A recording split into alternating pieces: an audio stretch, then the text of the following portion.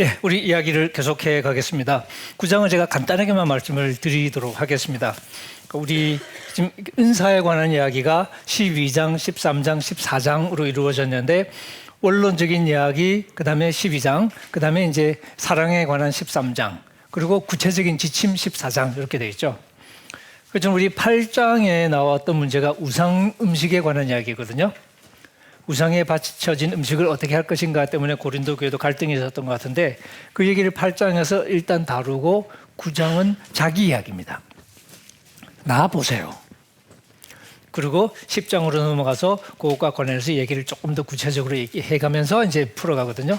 그러니까 바로 좀 이런 식의 움직임이 좀 보여요. 그래서 9장 같은 경우에는 다른 사람을 배려해야 된다는 이야기를 하는 게 이제 8장인데, 그러니까 이제 우상에 바친 제물과 관련된 바울의 지침은 다른 사람 상처 주지 말자.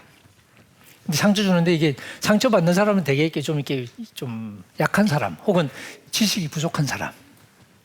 지식 있는 사람은 뭐 상처 안 받겠죠. 우상 그런 거 없는데 하면 끝이니까. 하나님 한 분밖에 안 계시죠. 근데 어떤 사람은 머리로는 알지만 이게 몸으로는 이게 안 되는 사람이 있거든요. 찜찜하고. 그러면 나이가 들어서 이렇게 이슬람 신자였는데 나이가 들어서 예수를 믿고 개종한 사람이 있어요. 머리로는 이제 아무거나 다 먹을 수 있다고 머리로는 생각해요. 근데 돼지고기 먹을 수 있게요, 없게요? 예, 못 먹습니다. 몸이 안 받습니다. 예. 시도했다가 이렇게 두드러기 나고 이런 사람도 있고요. 근데 이거는 그냥 머리가 바뀐다고 되는 게 아니고 오랜 세월 몸으로 이렇게 습득한 게 습관이기 때문에 이건 안 바뀝니다. 그러니까 돼지고기가 힘들어요. 교리적으로는 잘못된 게 없긴 하지만 힘든 거예요. 근데 만약에 그 사람이 우리 구역에 있다, 그런 사람이. 그럼 구역 예배 때 삼겹살 파티하면 되냐고. 그 사람 못 나오게 만들 거면 그래도 되겠죠. 근데 만약에 우리 식구로 그냥 받아들이고 싶어요. 그러면 어떻게 되냐. 그 사람이 있을 때는 안 먹어야죠. 이게 이제 바울의 입장이죠. 거기 상관없는데? 그게 맞는 얘기겠죠. 하지만 그런 지식을 다 가진 게 아닌 거죠. 이 이슬람에서 각 개종한 이 친구는 머리로는 지식이 있지만 어떤 면에서는 그 지식이 없는 것처럼 살아가야만 되는. 왜냐하면 몸이 그렇게 적응을 해왔으니까. 그럼 누구를 배려해야 되냐? 지식 없는 사람을 배려해야 되는. 그게 이제 바울의 8장 얘기거든요. 그리고 9장에서는 나 보세요. 그리고 이제 하는 얘기가 9장 앞부분부터 1절부터 계속해서 바울이 하는 얘기가 뭐냐면 자기가 사도로서 권리가 있대요. 교인들에게 재정적인 후원을 받을 권리가 있는 거예요. 그 얘기를 엄청 길게 해요. 사실은 그냥 당연한 얘기라고 할 수 있는데 고린도 교인 중에 약간 삐딱한 사람이 있었을까요? 나 권리 있거든 하고 이제 그 얘기를 길게 하고서, 그리고 하고 싶은 얘기가 뭐냐? 15절. 내가 이것을 하나도 쓰지 않았다. 이것은 권리를 말하는 거죠. 하나도 안 썼대. 근데 또 이 말을 쓰는 것은 이같이 하여 달라는 것이 아니라 나 권리 있거든 하고 계속 얘기했잖아. 그러니까 나 해줘. 그러고 싶었던 게 아니고 차라리 죽을지언정. 차라리 죽을지언정 뒤에는 조금 이렇게 점을 좀 찍어 주십시오. 그냥 끊어 주십시오. 뒤하고 연결시키지 말고. 내가 죽으면 죽었지. 그리고 일단 말을 멈추었습니다. 그리고 한숨 이제 잠시 이제 숨을 좀 고르고 그다음에 누구든지 내 자랑하는 것을 헛된 대로 돌리지 못하게 하리라 하고 말을 새로 이어가는 그런 방식으로 생각하시면 좋겠습니다. 그리고 바울이 복음 전하는 건 자랑할 게 아니래요. 근데 그리고 자랑할 게 아니고 임무를 맡은 거라서 안 전하면 화를 입는데 하나님한테 벌 받는 거예요.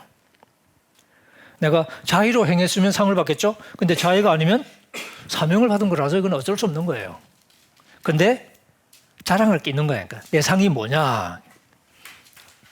복음을 전할 때 값없이 전했다는 거죠. 그러니까 고린도 교인들에게는 돈을 안 받았습니다. 복음으로 말미암아 내게 있는 권리를 쓰지 않았다는 거죠. 근데 이제 우리가 고린도 후서에 가보시면 이렇게 나오지만 다른 사람들에게는 돈을 받았습니다. 마케도니아의 사람들, 아마 빌립보 교회를 가리키는 것처럼 보이는데 빌립보 사람들에게는 후원을 받았습니다. 왜냐하면 이게 자기가 일하는 것만 가지고는 안 되거든요. 그 당시에는 풀타임으로 열심히 일을 해도 겨우 먹고 사는 시대인데 복음 전하는 사람이 뭐 복음 전할 것 다 하고 그 짜투리 시간에 일해가지고 먹고 사냐 안 되죠. 그래서 이 마케도냐 성도들의 도움을 받았습니다. 근데 어쨌든 고린도 교인들의 도움은 안 받았습니다. 이게 일부러 그런 것 같아요. 돈이 하도 민감한 사안이 돼서 고린도 교회에서는 일부러 이제 얽히지 않기 위해서 그렇게 한 것처럼 보이는데, 근데 그게 힘든 거죠. 바울로서는 힘든 선택을 한 거잖아요. 근데 그렇게 한 게 뭐냐? 다 모든 사람에게 내가 자유롭지만 스스로 이처럼 종처럼 내가 행동한 것은 더 많은 사람을 얻고 싶어서. 유대인에게는 유대인처럼 했고, 율법 아래 있는 자에게는 아래 있는 것처럼 했고, 율법 없는 자에게는 내가 하나님 율법 없는 사람이 아니잖아. 근데 또 율법 없는 것처럼 했고, 그러니까 유대인의 율법에 대해서 상당 부분은 바울이 자유로웠던 거죠. 근데 유대인들하고 있을 때는 유대인처럼 다 했죠. 근데 또 비유대인들하고 있을 때는 반드시 지켜야 된다고 생각하는 거 아니면 상당 부분을 그냥 포기했다는 거죠. 유대인의 관행을 버릴 수도 있었고. 근데 그렇게 한 게 뭐냐? 그런 사람들을 얻고 싶어서 그랬던 거죠. 22절, 약한 자들에게는 약한 자가 됐고, 그 약한 자를 얻고 싶어서 내가 여러 사람에게 여러 모습이 된 것은 그 사람에게 다 맞춰주는 거죠. 그 바울은 줏대가 없는 사람이었던 것입니다. 그러니까 다른 사람에게 최대한 맞추고 살으려고 했던 사람. 왜냐하면 아무쪼록 몇 사람이라도 구원하고자 함이니 내가 복음을 위하여 모든 것을 행함은 복음에 참여하고자 함이라. 이게 핵심이 뭐냐면 내 권리를 포기하고 다른 사람을 배려했다는 거거든요. 바울이 이것을 일반적인 이 원리로 바꿔서 이제 그리스도인의 삶은 달리기와 같다. 근데 바울이 달리기 그림 되게 좋아하거든요. 좋아하는 이유가 뭐냐면 그 당시에도 육상이 굉장히 인기 있는 게임이었습니다. 여러분 고대 올림픽 기억하실 텐데 고린도는 특별히 또 이제 고린도가 저기 그 그리스 본토하고 이렇게 펠로폰네소스 반도하고 이렇게 이어준 아주 지협이 있죠. 좁은. 그래서 이렇게 그 목처럼 되어 있는 부분이라고 해서 이렇게 헬라어로도 목이라고 그럽니다. 그런데 그 지역이 이스트머스라는 지역인데 그 이스트머스라는 지역에서 이제 열리는 그 유명한 그 게임이 있었거든요.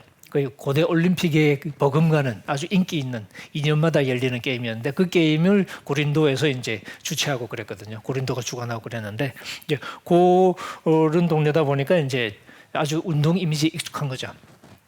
바울이 특별히 달리기 얘기를 많이 하는데 운동장이 이렇게 헬라어로 스타디온인데 스타디온이 라틴식으로 살짝 표기를 바꾸면 스타디움이 됩니다.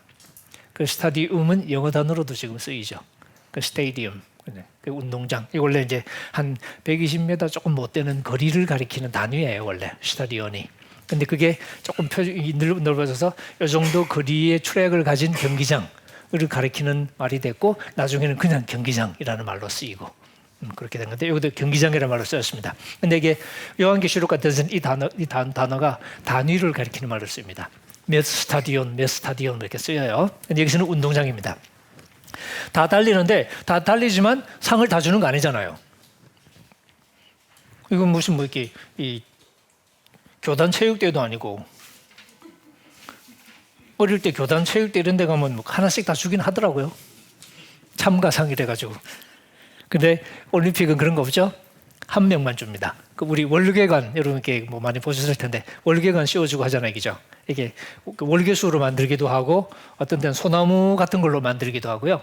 또 이제 심지어는 샐러리 같은 걸로 만들기도 했었어요. 이게 어차피 상징적인 거라서 그게 오래 가는 건 아니니까. 근데 이제 그것과 더불어서 엄청난 명예와 엄청난 부가 또 이렇게 따라오고 그랬었습니다. 근데 어쨌든 이제 그 면류관, 그게 이제 면류관입니다. 그게 상이죠. 이기기를 다투는 자마다 뭐든지 절제하죠. 운동 선수들 엄청 고생하는 거 아시잖아요, 그죠? 모든 종목이 그렇더라고요. 저는 지금도 늘 이거 강의할 때마다 기억이 나는 장면이 권투 선수 중에 여자 권투 선수 중에 김주희라는 선수가 있었어요, 예전에. 그 선수가 인터뷰할 때 했던 말인데 제일 고통스러운 게 뭐냐고 물으니까 체중 감량이 제일 고통스럽다 그러네요. 근데 체중 감량이 이제 그게 다르다 보면 그 이제 경기가 거의 다 돼가면 그래요. 나중에는 어떤 때는 이대로 그냥 칵 죽었으면 좋겠다. 하는 생각이 들 때가 있다고 그렇게 얘기를 하더라고요. 그만큼 고통스럽다는 거죠. 그러니까 그것뿐만 아니라 또 이렇게 다른 훈련도 얼마나 많이 해야 됩니까? 저는 군대 갔을 때 너무 힘들었는데 저보다 2달 먼저 온 제 고참은 군대에서 그렇게 행복해 하더라고요. 대학교 유도부 선수였어요. 맨날 얻어 터지고 옥상 가서 빠따 맞고 그리고 훈련 너무 힘들고 그것도 국가대표도 아니고 대학교 운동부 그러다가 군대 오니까 너무 편하고 좋다는 거예요. 그래가지고 참 나는 힘들던데. 고대에도 기록에 보면 운동선수들이 신 앞에서 그 훈련을 시작하기 전에 한 2달, 3달 전에 신 앞에서 공동으로 맹세하는 기록들이 나오고 그렇습니다. 거기 보면 우리가 최선을 다해서 훈련에 임할 것이고 만약에 제대로 안 하면 처벌을 감수할 것이고 뭐 하여튼 그런 신 앞에 맹세를 하고 그리고 이제 훈련하고 했던 기록들이 나오거든요. 그때도 운동선수, 프로 선수들은 굉장히 고통스러운 과정을 겪었던 거죠. 바울이 그 얘기를 하는 겁니다. 이기기를 다투는 자마다 절제하지 않냐는 거죠. 먹고 싶은 거 다 먹고 하고 싶은 거 다 하고 볼 거 있고 다 보고 못하지 않냐는 거죠. 그들은 썩을 면류관, 승리자의 관. 이게 이제 이 썩을 승리자의 관이 옛날에는 면류관이라고 번역되어 있었죠. 이 관이 헬라 말로 스테파노스입니다. 스테반 이름이죠. 스테파노스. 우리는 무려 썩지 않을 것을 얻고 싶은 거잖아요. 그러면 얼마나 더 절제해야 되겠냐? 이런 식의 이제 수사법이죠. 그리고 이제 그래서 나는 달려가는데 향방 없는 것 같이 하지, 방향 없이 뛰는 것처럼 하지 않는다는 거죠. 방향 없이 뛴다는 얘기는 뭐 산천 구경 다 하고 이게 보고 저기 보고 뭐 그렇게 뛰는 거죠. 그러니까. 그렇게 할 수 있는 사람은 칼 루이스밖에 없어요. 그 사람은 워낙 빨라가지고 나중에 뒤돌아보고 막 이러대. 그렇지 않나요? 거의 결정 따지가 뒤돌아보면서 막 들어오고 우리는 그렇게 못하잖아요. 그러니까. 우리가 상 받으려면 그냥 그 다음에 이미지를 바꾸죠. 그 다음에 격투기. 싸우는데 허공을 치는 것처럼 하지 않는데요. 이 둘 중에 하나입니다. 하나는 허공을 치는 게 이제 이 펀치를 부주의하게 펀치를 날려서 긴장을 제대로 안 한 거죠. 그러니까 조금 이렇게 이 생각 없이 날려서 근데 되게 펀치를 잘못 날리면 그 다음에 어떤 일이 벌어지죠? 기가 맞죠. 예. 근데 펀치를 날리는 순간은 균형을 살짝 잃는 순간이거든요. 그때 맞으면 바로 갑니다. 그러니까 이제 이런 것이 그러니까.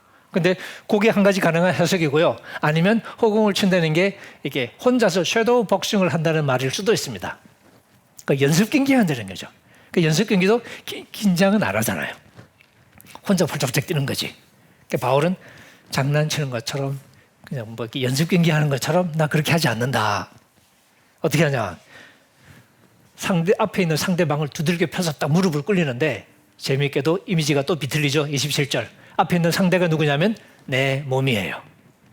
내 몸을 앞에 있는 상대처럼 두들겨 펴가지고 무릎을 꿇린다는 그런 이미지를 지금 그려내고 있습니다. 쳐서 복종하게 한다는 것은 두들겨 펴서 무릎을 꿇린다 이렇게 이해하셔도 좋습니다. 근데 그게 내 몸이에요. 그러니까 욕망의 절제를 말하는 거죠. 이렇게까지 하는 이유가 뭐냐면 남한테 전도 잘해놓고 내가 버림받을까 봐. 남한테 전도 잘해놓고 내가 심판대 섰는데 하나님이 너 불합격 이러면 안 되잖아요. 잘해야 되는 거죠. 우리 중에 참 안 좋은 목사님들도 많이 계시는데 근데 안 좋은 목사님들의 이게 소위 사역을 통해서 전도받고 이렇게 예수 믿고 한 사람들도 상당히 많거든요. 그렇잖아요. 그래서 그거 들이밀고 막 그러는데 그거는 그거고 하지만 그렇다고 해서 그분이 잘한 건 아니고 그렇게 들으시는 거죠. 바울도 지금 남에게는 전도를 잘했지만 내가 하나님께 너 실격 그럴 가능성을 늘 염두에 두고 그걸 두려워했던 거죠. 그러니까 이런 두려움은 없어질 수 있는 게 아닙니다. 우리가 심판자가 아닌 한 우리는 하나님 앞에서 늘 이런 두려움을 안고 살죠. 그러니까 그리스도인은 한편으로는 하나님의 사랑에 대한 무한한 신뢰와 동시에 우리가 심판자가 아니기 때문에 우리가 가질 수밖에 없는 하나님을 향한 두려움을 함께 품고 있는 그런 삶을 살아가고 있는데 바울이 이런 얘기하면서 나 보세요.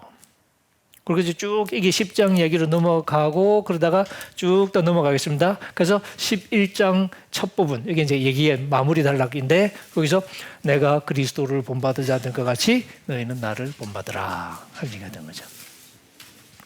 나처럼 하십시오. 바울의 설교를 한마디로 줄이면 뭐냐라고 제가 이렇게 얘기하면서 하는 답이 저처럼 하시면 됩니다. 미쳤노. 교만이 하늘을 찌르네. 라고 생각할 수도 있지만 사실은 복음은 이렇게 외에는 전해지지 않는다는 거죠. 우리는 듣고 배우는 게 아니라 보고 배우는 거거든요. 자식 키우고 보신 분들이 다 느끼시겠지만 여러분들 다 자녀들한테 좋은 말 엄청 많이 해주지 않으셨을까요? 그러면서 다 소용없네. 왜? 내가 하던 짓 하고 있어 지금 애가. 우리 딸도 저처럼 행동하고요. 지 엄마처럼 행동하고. 나중에 지도 늦게 지나봐. 내가 누구 딸인데 이러면서 이게 우리가 본다는 게 무서운 거거든요. 함께 삶을 살아가는 그 공간 속에서 몸으로 교감하면서 우리가 배우는 거지 말은 보조수단이 됩니다. 이게 보조수단이 효과를 발휘하는 게 언제냐면 우리의 말이 우리의 행동과 일치될 때는 좀 이렇게 그 강화 효과가 있어요. 근데 우리의 언어가 우리 행동과 안 맞는 좋은 말이잖아요. 아무 효과 없어요. 그런 의미에서 예. 예수님의 말씀보다 예수님의 삶을 우리가 본받아야 되는 그런 관점으로 성경을 해석하고 연구하는 건 어떻습니까? 그건 조금 오버한 것 같습니다. 예. 저는 그래서 그 삶이 더 중요하다고 예. 생각해서 산상수훈이나 그런 것도 중요하고 아까 말씀하신 예. 요한복음의 예. 다락방가도 예. 중요하지만 예수님의 삶 자체가 예. 십자가이기 때문에 십자가도 중요하고 예. 갈라디아서 6장 14절에서도 바울이 내가 자랑할 것은 오직 십자가뿐이라고 했지 거기서 내가 자랑할 것이 산상수훈이라고 하지 않았거든요. 그렇기 때문에 나는 별로 오버하지 않은 것 같은데 교수님은 오버한 것으로 보인다고 모르겠습니다. 제가 이렇게 말씀드리는 건 우리가 이렇게 말과 삶이 일치하지 않는 우리를 두고 지금 말씀을 이렇게 드리는 건데 사실은 그 말과 삶이 다 중요한 경우에는 둘 다 우리가 중요하게 생각하겠죠. 예. 그 이제 예수님 같은 경우에도 산상순 끝에 보면 그 가르치시는 것이 권세 있는 자와 같고 저희 서기관들과 달랐다 그렇게 얘기하거든요. 근데 이제 그 서기관이라고 말했을 때 마태복음에서 이렇게 바리새인과 서기관들의 가장 큰 잘못은 적어도 예수님의 판단에 의하면 위선이었습니다. 23장에 보면 나오지만 그 서기관과 바리새인들을 예수님이 비판하면서 그들은 말만 하고 행치 아니하며 여기 이제 비판의 핵심이었거든요. 그리고 모든 행위를 사람들에게 보여주려고 한다. 여기 이제 예수님의 불만이었는데 그래서 제자들에게 그런 거 가지고는 천국 못 간다. 서기관과 바리새인들의 의보다 더 커야 된다. 하실 때 핵심 포인트는 하나님이 골방에서도 인정하시는 영성이 있어야지 사람들한테 폰만 잡고 쇼하는 걸로는 안 된다는 얘기거든요. 그리고 예수님이 권세가 있다는 것은 사람들이 서기관하고 다른 거예요. 그러니까 서기관들은 입만 살아가지고. 그런데 예수님은 그게 아닌 뭔가 느껴지는 게 있었다는 얘기죠. 그리고 그것은 예수님의 삶, 말씀과 행동이 함께 가는 것이었다. 그래서 마태복음에서는 예수님의 설교 끝에 그 말을 붙였고요. 마가복음에서는 예수님이 귀신을 쫓아내는 그 이야기 뒤에 그 말을 붙여요. 그 가르치시는 것이 권세 있는 자와 같았다는 그 이야기가 귀신을 쫓아내는 그 얘기에 사람들이 깜짝 놀라면서 그 얘기가 나오거든요. 결국은 예수님의 그 행보 하나하나가 소위 우리 사람에게서처럼 너무 쉽게 말과 행동이 달라지는 그런 게 아니라 그런 면에서 사람들이 남다름을 느꼈던 그런 측면도 분명히 있었고 그것이 사람들이 느꼈던 권위의 한 일면이었던 것처럼 보입니다. 그래서 원칙적으로 우리 사람을 대할 때는 행동을 먼저 보는 게 100번 맞는 것 같아요. 그런데 저는 우리 예수님의 경우에는 둘 다 중요하게 보셔도 좋을 것 같습니다. 물론 행동이 중요한데 근데 이제 특히 바울 같은 경우도 예수님의 십자가와 부활에 초점을 맞추긴 합니다. 십자가와 부활에 초점을 맞추긴 하고 특히 십자가의 그 희생 낮아지심 이제 가장 중요한 어떤 게 패러다임으로 나오는 건 사실입니다. 근데 이제 하지만 또 산상순에 있는 말씀도 우리가 뭐 같이 새겨 들으면 좋지 않을까? 예, 그렇습니다. 예. 이처럼 이제 바울의 포인트는 결국 이제 제가 그런 표현을 쓰는데요. 복음은 말과 말의 고리를 통해서 전달되는 게 아니라 삶과 삶의 고리를 통해서 전달된다라고 이렇게 말을 드리는데 바울이 교만해서 나 본받으라고 말하는 게 아니라 결국 복음이 이것 외에는 전달되는 방법이 없기 때문에 저도 우리 딸을 보면서 참 좋은 얘기는 많이 한 것 같은데 결국 딸의 행동을 보면 내가 해왔던 것을 지가 배워서 흉내를 내지 내 말을 듣고 하는 것 같지는 않다 하는 생각이 많이 들고요. 상담 공부하는 사람들에 대해 제가 이렇게 대학 때 상담에 관심이 많아서 수업을 이렇게 많이 들었었는데, 대학생 샘플 한 1,000명 정도 단위로 실험했다고 그래요. 대학생 1,000명한테 상담을 시킨 거예요. 그리고 전문가 집단 1,000명에게 상담을 또 시키죠. 그렇게 해서 그 효과를 이제 조사를 해보니까 거의 비슷해요. 이건 뭐지? 훈련 안 받은 대학생들이 상담한 거나 훈련 받은 상담가들이 한 거나 효과가 비슷하다는 거죠. 그러면 이게 뭐 아무 효과가 없는 거 아닌가요? 교육이? 그래서 이제 후속 이제 연구. 그러면 상담 교육이 무슨 의미가 있는 거죠? 그러니까 핵심 포인트는 애초에 자질이 있는 놈은 되는 거고 자질 없는 놈은 안 되는 거죠. 그러면 교육이 무슨 의미가 있나 하고 이제 후속적인 조사를 해봤을 때 이제 내린 결론은 자질이 있는 사람에게 이론적인 교육을 시켰을 때 그 효과가 훨씬 커지더라. 근데 자질이 없는 사람은 교육받아도 말짱 꽝이더라. 뭐 이런 결론은. 그러니까 이게 그런 거죠. 그러니까 애초에 우리의 삶이 없는 사람은 말 아무리 해봐야 아무 소용 없어요. 근데 이제 그래도 좀 제대로 해보려고 나름대로 애를 쓰고 하는 사람의 경우에는 거기에 실려 나가는 말도 효과를 내는 거죠. 그러니까 그 정도로 이해하면 맞지 않을까 하는 생각이 들고, 그래서 바울도 어쨌든 이 성도들에게 모범을 우리가 4장에서 본 적이 있는데요.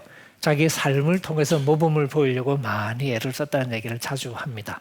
이게 우리 목회에서 사실은 가장 우리가 좀 염두에 둬야 될. 근데 특히 대형교회가 되면 더 이상 목회가 아니잖아요. 그럼 경영이 되거든요. 대형교회는 사실 목회가 아닌 경영이라고 할 수 있는데, 그렇게 되면 이제 이런 사실 다이나믹은 사라져 버리는 거죠.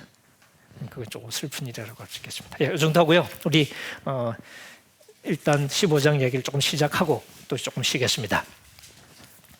고린도 교회 15장은 조금 동떨어진 장처럼 보이는데, 이건 조금 이제 약간 신학적인 그 이야기가 좀 나오기도 하고요. 그러니까 이제 그 핵심 문제가 워낙 중요해서 그런 것 같아요. 부활에 대해서 고린도 교회에 좀 혼란이 있었던 것처럼 보입니다. 일단 앞부분만 일단 먼저 보면요. 형제 여러분, 내가 여러분에게 전한 복음을 여러분에게 알게 합니다. 이게 지금 전달하는 형식이죠.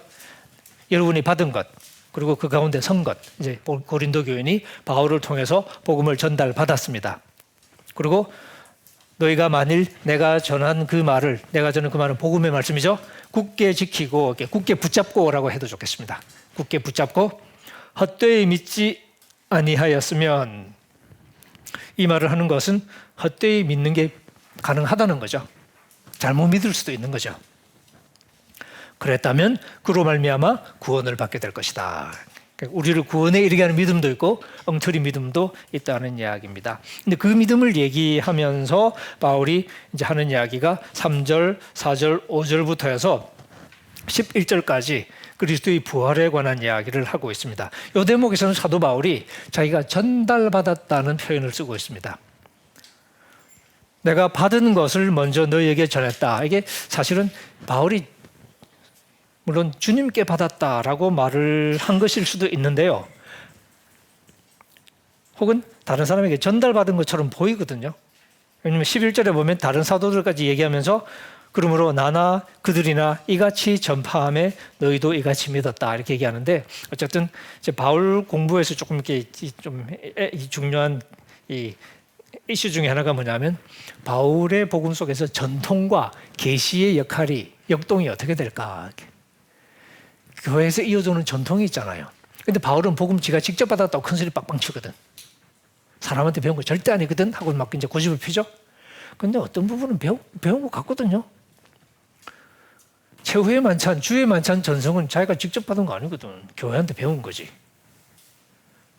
이제 이런 식의 걸 보면 이제 이 두 가지가 어떻게 얽히나 하는 게 좀 애매한 부분이 있습니다. 어쨌든 이 부활 얘기할 때도 바울이 한편으로는 전해받은 사람인 것 같기도 하고, 또 한편으로는 또 직접 목격자인 것처럼 또 얘기도 하고 그렇습니다. 이제 부활의 목록, 요 얘기만 일단 조금 쓰겠습니다. 재미있게도 이제 부활 얘기를 하면서 3절에 성경대로 그리스도께서 우리 죄를 위하여 죽으시고, 그 다음에 장사 지낸 바 되셨다가, 장사 지냈다, 이게 그냥 쉽게 번역하면 매장되었다가 하는 뜻입니다. 성경대로 사흘 만에 살아났다. 이게 이제 성경대로라는 말을 붙였는데 실제로 이제 성경을 연구하는 입장에서 이 성경은 구약을 말하는 거거든요. 이제 바울이 성경 그러면 구약 성경이죠, 당연히. 근데 구약 성경 어디에 메시아가 죽고 부활한다고 이렇게 돼 있냐라고 물으면 답 찾기가 쉽지 않습니다. 그래서 실질적으로 우리 입장에서는 굉장히 어려운데 초대교회 교인들은 성경 전체가 메시아에 관한 글이라고 생각했고 메시아의 죽음과 부활을 이야기하고 있다고 믿었습니다. 근데 이제 우리 현대적인 감각으로는 조금 이해가 안 되는 그런 대목도 있는데 그러면 하지만 적어도 신약 성경의 입장은 누가복음도 그렇죠. 누가복음에서 이 예수님이 부활하셔서 제자들에게 한 유일한 행동은 사경에 하신 거거든요. 구약 성경 딱 펴가지고 봐, 메시아 죽고 살아나게 돼 있어 아니야? 그것도 몰랐냐? 그래서 이렇게 꿀밤 먹이고 이런 거거든요. 이제 그러고 예수님이 빠이빠이 하시는 거거든. 거기도 보면 모세로부터 성경 전체가 나에 관한 기록이다라고 말씀하시거든요. 근데 그런 부분이 실제로 막 구체적인 구절을 찾기는 마냥 쉽지는 않습니다. 근데 어쨌든 바울의 입장은 분명하죠. 그리고 이제 살아나신 것 얘기하고 나서 중요한 게 뭐냐면 결국 이 부활이라는 게 사람들에게 증언돼야 되잖아요. 그래서 목격자가 중요한 거예요. 그래서 그 다음부터는 목격자의 목록이 나오기 시작합니다. 게바에게 보이셨대. 이게 사실 우리 신약의 기록에 의하면 베드로가 뭐 최초의 목격자는 아니긴 한데요. 아마 교회의 권위를 생각해서 베드로를 가장 먼저 언급한 게 아닌가 싶어요. 게바에게 보이시고, 게바는 베드로인 거 잘 아시고, 그 다음에 12제자에게 보여주셨고, 그 다음에 500여 형제에게 일시에 보이셨다. 요거는 500여 형제 요 이야기는 신약의 다른 어디에서도 기록을 찾아볼 수 없는 독특한 묘사입니다. 복음서에 어디에도 안 나와요. 사도행전도 안 나와요. 근데 이 얘기를 바울이 지어냈을 것 같지는 않거든요. 500명에게 동시에 나타났는데 그중에 대다수는 살아있대. 이건 아마 교인들하고도 공유된 이야기일 가능성이 많은데 근데 복음서에는 이 얘기가 나오지는 않습니다. 그래서 아주 흥미롭게 볼 만한 그런 데이터고요. 그 다음에 야고보에게 나타나셨다는 거죠. 이것도 우리 신약 성경에는 안 나오죠. 이 야고보는 예수님의 동생 야고보를 말하는 거거든요. 신약의 야고보서의 저자로 알려져 있는 예수님의 동생. 이런 거 보면 신약 교회에서도 결국 백이 있어야 되나? 이 야고보가 사도행전에서 사실은 이렇게 예루살렘 교회의 수장으로 나오거든요. 우두머리로. 베드로가 사라지고 나서는 야고보가 우두머리거든요. 예수 믿은 경력도 얼마 안 되는데 형님 백일까요? 어쨌든 야고보가 예루살렘 교회 지도자 역할을 합니다. 이 야고보에게 예수님이 그러니까 동생한테 나타나신 거지. 그러니까 뭐라고 나타나셨을까요? 어이 동생 그랬을까? 형이라고 알아봤을까요? 어쨌든 예수님 소위 우리끼리 하는 말로 생전에는 예수를 안 믿었는데 아마 이 예수님을 만나는 것을 계기로 해서 아마 육신의 형을 이 메시아로 믿게 된 것처럼 보입니다. 그리고 그 후에 모든 사도에게와 그 다음에 이게 모든 사도라는 말이 12제자와 구분되는 말인지 아닌지는 애매합니다. 참 이렇게 이 표현 자체가. 그 다음에 맨 나중에 만삭되지 못하여 난 자라고 번역된 것은 헬란 말로 이렇게 엑트로마라는 단어인데 이게 뭐 사산아를 가리킬 수도 있고요. 조산아를 가리킬 수도 있고 어쨌든 비정상적인 출산의 경우를 이렇게 포괄하는 말인데 여러분 그 당시에는 2000년 전에 정상적인 그 출산에서도 엄청 죽었거든요. 근데 7개월 만에 애가 낳았다. 살까요 죽을까요? 예, 그러니까 사산아 조산아 구분이 의미가 없던 시절. 그래서 단어도 그냥 하나입니다. 그러니까 무슨 말이냐? 사람 구실 못할 존재다 하는 것을 이렇게 표현한 거죠. 그런 나에게도 보이셨다라고 말하는데 이게 이제 문제가 뭐냐면 바울이 지금 은근슬쩍 제일 마지막 목록의 끝에 자기를 집어넣었거든요. 근데 실제로 바울이 예수님을 본 것은 예수님 승천하시고 난 뒤에 다메섹 도상에서 다메섹으로 이렇게 박해하러 가다가 환상 중에 예수님을 만난 거잖아요. 이건 안 쳐주거든 원래. 승천하시기 전에 만났어야 되는 거거든요. 그게 이제 부활의 증인이 되는 건데 바울은 자기도 봤대. 주님 만났대. 그래서 자기를 제일 마지막 얘기를 하고 있습니다. 예루살렘 사도들이 아멘 했을까요? 이건 아니지 그랬을까요? 바울은 이 만남을 통해서 사도가 됐다고 또 빠락빠락 우기는데 예루살렘 교회에서 바울을 사도라고 불렀던 기록은 없거든요. 형제라는 단어는 나옵니다. 그 베드로전서 같은 베드로에게 서신 같은 데 뭐 형제라는 표현이 나오거든요. 사도행전도 그렇고. 어쨌든 근데 바울은 주님을 보았다라고 얘기했고 그리고 사도가 됐다고 얘기를 하고 있고 그래서 바울은 그 부분에서는 다른 사람이 얘기하는 게 다르게 자기가 부활하신 주님을 보았던 목격자라고 이야기를 하고 있습니다. 근데 이제 이 자기 얘기를 하면서 사도가 되면 근데 자격 시비가 이렇게 자격 시비 휘말릴 수밖에 없죠. 왜냐면 자기 사도가 아니니까 엄밀히 말하면. 그러니까 바울도 그걸 의식할 수밖에 없죠. 그래서 얘기를 계속 하는 거예요. 만삭되지 못했다는 표현도 마찬가지고 9절에 사도 중에 제일 작은 자다. 하나님의 교회를 박해했잖아요. 그러니까 사도로 칭호받기를 감당하지 못할 자는 자격이 없다는 뜻으로 이해하시면 되겠습니다. 불교에서 열심히 활동하고 기독교 비판하고 막 그런 이 활동하다가 갑자기 헷가닥 해가지고 그리고 이렇게 뭐 기독교의 대변자인 것처럼 행세하고 그럼 받아 믿어주겠어요? 상당히 좀 의심스럽겠죠? 지금 바울이 그런 상황, 그래서 바울은 늘 자격 시비에 휘말렸었습니다. 고린도 교인들도 처음에는 괜찮다 싶다가 고린도 후서가 보면 우리 목사님 신학교 안 나왔다던데 이런 얘기가 교회에 막 감돌았던 것 같고 바울이 나 맞거든 하고 막 고린도 후서의 핵심 메시지가 나 사도 맞거든 이겁니다.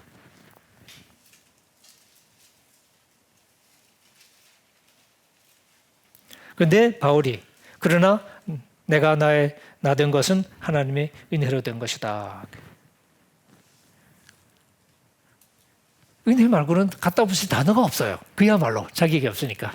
그런데 내게 주신 은혜가 헛되지 않아서 내가 다른 모든 사도보다 더 많이 수고했지만 내가 아니고 오직 나와 함께 하신 하나님의 은혜다. 요거는 일종의 이제 자기를 끼워 넣고 나서 일종의 이제 소위 약간 부록처럼 집어넣은 자기 자신에 대한 일종의 그 셀프 디펜스에 해당하는 대목이 되겠습니다. 그래서 나도 그들도 이렇게 전파했고 이렇게 믿었다. 그러니까 부활이 온 교회가 전파하는 복음의 핵심이거든 하는 얘기를 지금 하고 있습니다. 그래서 나도 그렇게 전한 거야 라고 얘기하는 거죠. 이 10절 같은 경우는 제가 이렇게 자주 은혜 얘기할 때 제가 이런 구절 써준 거죠. 사도 바울이 말하는 은혜는 로마서 5장처럼 소위 우리가 들어가 서 있는 공간처럼 묘사가 될 수도 있고요.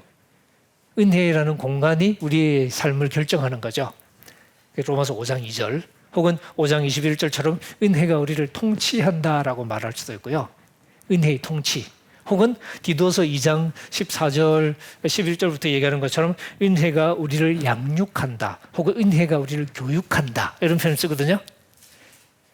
은혜가 우리를 교육한다고 말할 수도 있고 혹은 또 거꾸로 그리스도를 우리가 배운다라고 말할 수도 있고 이처럼 바울이 말하는 은혜는 굉장히 역동적인 우리에게 찾아와서 우리를 가르치는 우리를 통치하는 아주 역동적인 은혜다라고 얘기하는데 바로 그 예를 그래서 바울 서신에서 은혜와 비슷하게 쓰이는 단어 중에 하나가 하나님의 능력이라는 단어다라고 제가 자주 말씀을 드립니다. 그래서 요 10절의 은혜를 능력으로 바꿔서 읽어도 하나도 어색하지 않습니다. 내가 나 된 것은 하나님의 능력으로 된 것이니 내가 주신 그의 능력이 헛되지 않아서 내가 모든 사도보다 더 많이 수고했지만 내가 한 게 아니고 오직 나와 함께 하신 하나님의 능력이다. 이게 바울이 생각하는 은혜다라고 제가 이렇게 자주 말씀을 드렸습니다. 네, 우리 여기까지 일단 하고 잠시 쉬었다가 그 다음 세션에서 이제 부활에 관한 본격적인 논증 이야기를 우리 시작하도록 하겠습니다.